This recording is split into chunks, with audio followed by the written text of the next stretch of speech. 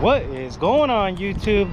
So check it out. Somewhere along the way I already had an intro recorded for this thing, but I don't know what happened, and we lost it, so it's gone. But we're gonna do head gaskets on this thing.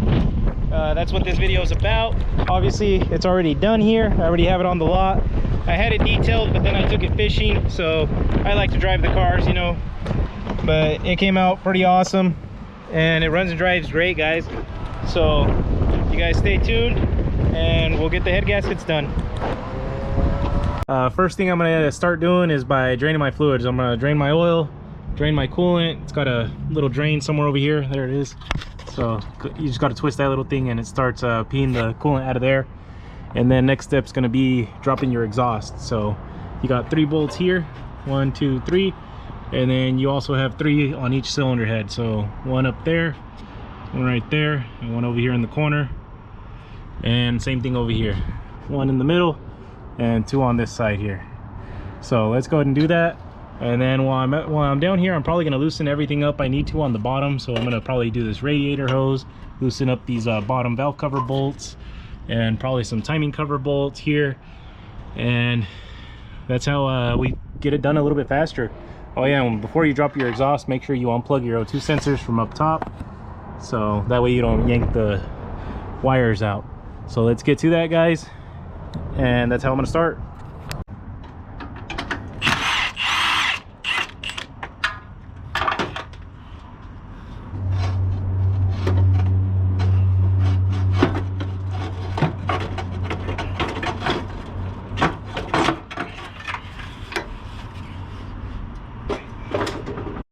Alright guys, so now that we got our exhaust out of the way here, we can go ahead and undo all these little 10 millimeters, the ones that are on this timing belt cover, because we're going to have to take this timing belt off. Probably undo this radiator line, undo these 2 transmission cooler lines, unplug your fans, because we're going to get the radiator out of the way as well. And probably the valve cover bolts on this side as well, so that way it makes it easier. Once we lower the car down, we just have to do the top ones and take those covers off. So let's go ahead and do all that, and it looks like that's probably going to be it for the bottom.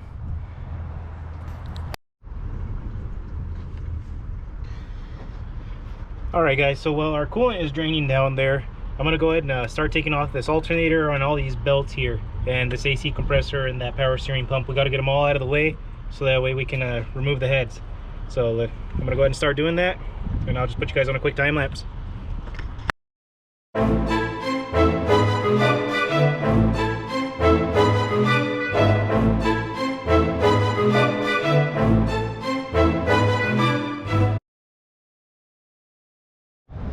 Alright guys, so we ended up removing our radiator. That just gives us a little bit more room to work with. We got all of our belts off here. We're going to have to take off this crank pulley bolt to get this pulley out of the way. And we're also going to have to get this AC compressor out of the way, this alternator out of the way, and I just take this thing off too. You don't have to really take it off, but I get it out of the way as well.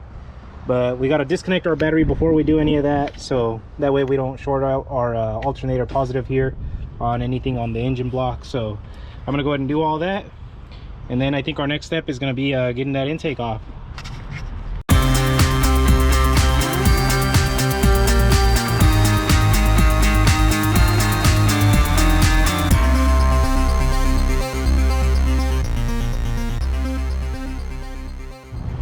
Alright guys, so we ended up getting all the pulleys off, so everything's out of the way. I'm going to go ahead and leave this thing on here for right now. So the next step is going to be to pull the intake. So we got to get all these plastic tubings off. A couple 12 millimeter bolts here on each side of the intake. It looks like you got to unplug a couple sensors, the ones that are just connected from the block to the intake, and also pull your spark plug wires out. And I think that's pretty much it. So I'm going to go ahead and do that one there, and then once we get that intake out of the way, there's actually a cover back here. You can just pull that cover off, you stick a pry bar in there, and that way you can loosen up this crank pulley bolt. So let's go ahead and do that, and then we can keep on going.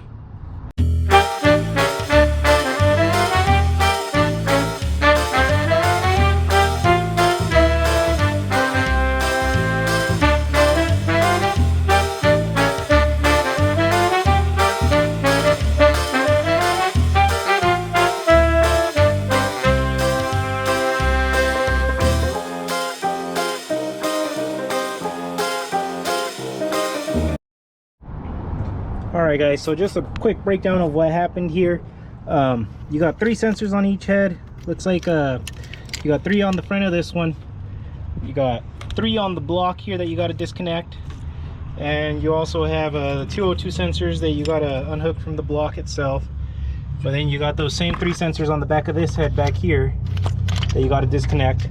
You got your big main plug, which is connected to that bracket that you need to disconnect. And then it looks like you got a couple hoses here. One's a crankcase and the other one is I think a crankcase as well.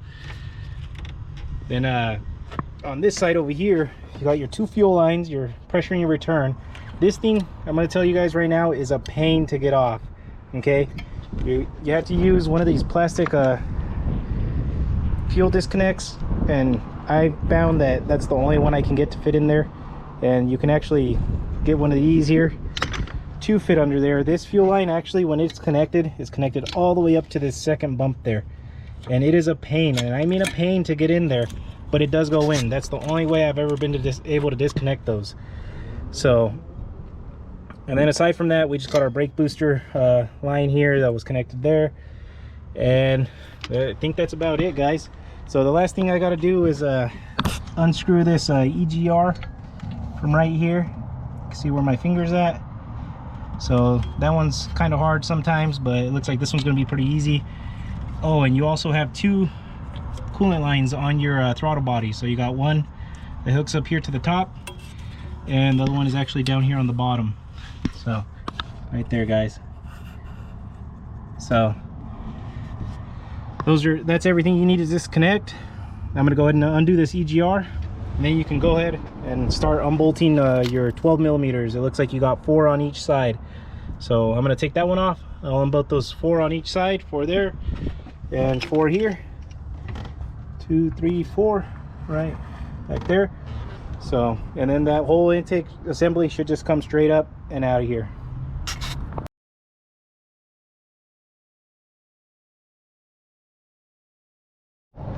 All right guys, so there it is on the floor. We just took the whole thing off as one whole assembly, and when you guys pull that thing up, make sure you pull it up real slow, because even I missed one connector. I forgot about the knock sensor down here. So when I pulled it up, I felt that it was kind of tugging on something, so I went ahead and set it down and looked, and I could see that that one was still plugged in. But check it out, guys. So next step is, see, here's our little hole. So we can stick something in here. Once we turn this crank, a bolt will come around, and we're going to stick a pry bar on there so that way we can loosen up this crank pulley. So let's go ahead and do that. Then once we get that timing cover off, we can go ahead and start unzipping the heads. Alright guys, so you can see I have my pry bar here. We turned it all the way around to where we got 1 bolt right there. We can just shove our pry bar in there. That's going to hold our crank while we loosen it up with our big old wrench. So I'm going to set you guys down, and you guys can see how that's done. Just like that, guys. Super easy.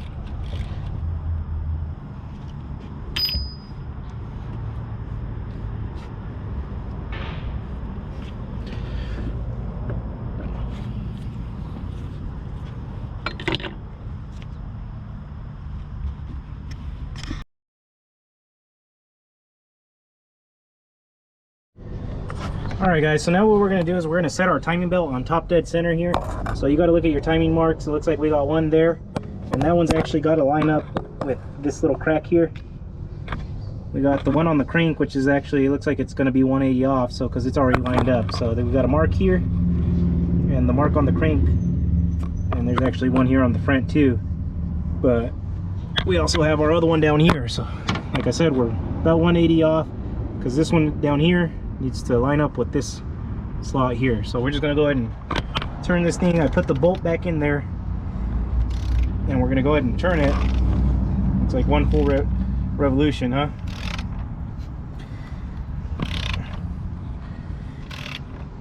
All right there, guys. So looks like our mark is lined up with our line, and our mark over here is lined up with our timing cover. So, and we are on top dead center with our crank. All right guys, so once we got this thing on top dead center here, all we got to do is zip out this 14mm bolt here. So, and that's going to loosen up our timing belt, and we just take that thing right off.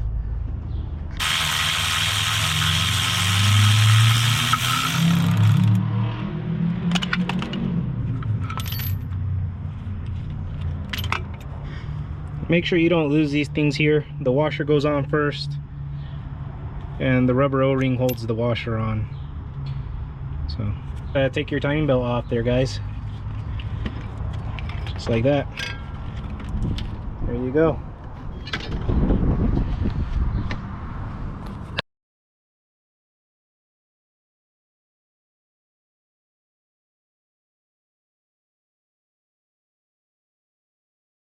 All right guys, so you can see once we get the valve cover off, we have just enough room to squeeze a ratchet in there. It's going to be kind of specific. You're gonna need a 12.14, but for right now I'm going to try and see if I can do it with this little guy here. I took my big ratchets home for my 3/8, and I don't have a 12 point for my 1/2 inch ratchet right now, so I'm going to go ahead and try and do it with this. Let's see if we can get them off right now.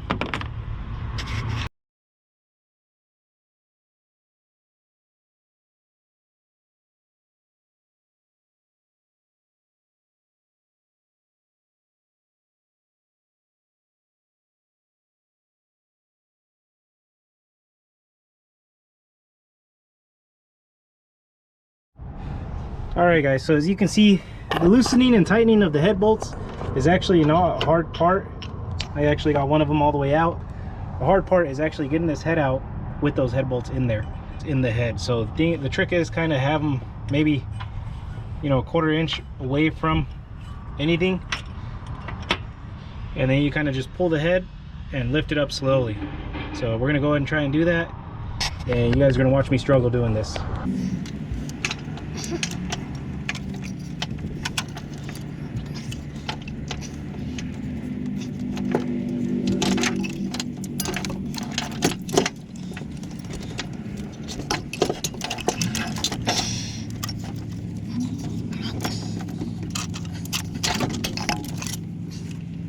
Hey guys, so there she is. She's off of there.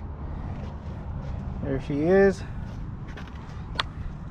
So as you can see, we did have to leave some of the head bolts in there, but like I said, the trick was just kind of leave them 3/4 of the way in there, and I think only one of them got stuck, and you just got to kind of tilt the head and then it comes right out.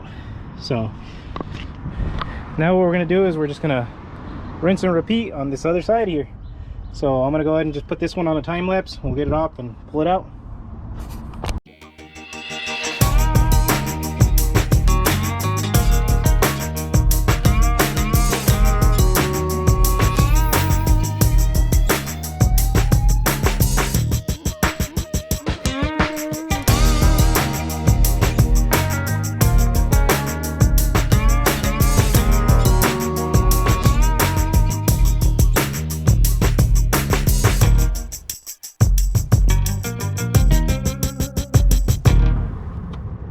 Alright guys, so this cylinder here is actually the one that's kind of a pain to remove. We have this pipe for the EGR that goes around these coolant pipes. You could loosen it and take it off the back of the head, which I might end up doing if I can't get it out, but this one has a tighter clearance on this back corner, so it's kind of a pain, and what we're gonna have to do is lift it up and kind of twist it and get it out. So let's see how easy it is to do, guys.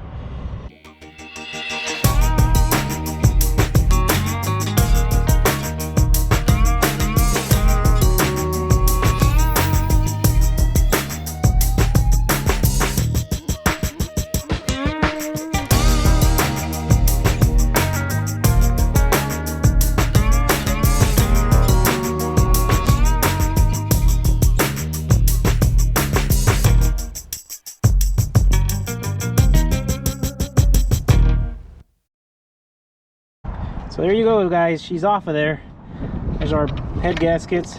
Like we got one open valve, huh? But you guys seen it yourself. You can do it.